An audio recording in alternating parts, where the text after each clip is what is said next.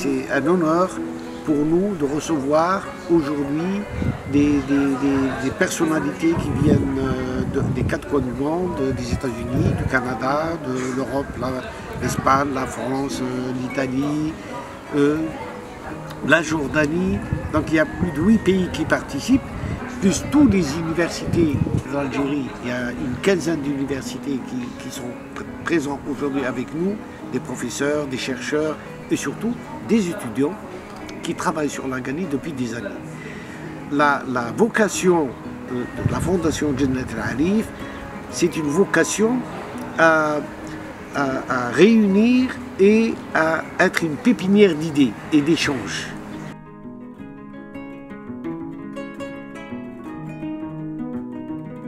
Nous sommes au début, donc il faudra planter beaucoup, commencer par planter. Pourquoi? Parce que cet arbre-là, il n'y a pas que l'aspect commercial ou l'aspect économique, c'est aussi la désertification. C'est comment on peut arrêter la désertification.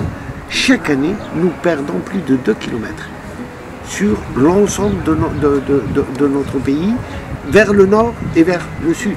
Le Sahara gagne. Mais cet arbre, c'est un arbre, on pourrait presque le dire miraculeux. Il a résisté, il vient de très loin.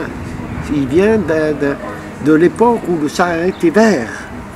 Et il a su traverser les époques et résister à la sécheresse. C'est un arbre qui ne demande pratiquement rien. Il demande qu'on l'aime.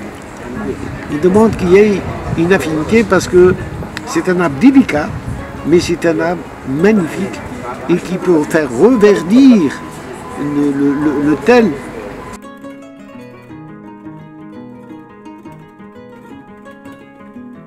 Nous, on est là pour encourager ce mouvement, donner cette dynamique, et on espère que, à partir de ce colloque, comme j'ai dit, c'est un rêve de 20 ans. Aujourd'hui, il se concrétise. Et il se concrétise, nous sommes entourés de jeunes. Donc nous avons passé le flambeau à cette jeunesse qui, je l'espère, de tout mon cœur, qui va reprendre le relais et qui va créer des serres, le planter dans le nord, dans le sud, à l'est, dans l'ouest, et que notre pays reverdisse, qu'il devient un pays porteur d'espoir dans un moment où le monde est rentré dans un conflit dont personne ne sait comment on va s'en sortir. Donc préserver notre pays et faire de notre pays le pays du vivre ensemble, le pays de la paix. La paix, elle se conjugue à toutes choses. La paix sociale, la paix économique, la paix politique. Et travailler pour que nos jeunes retrouvent l'amour de leur pays et découvrir les essences qu'elles contiennent. Il n'y a pas que l'Aghani.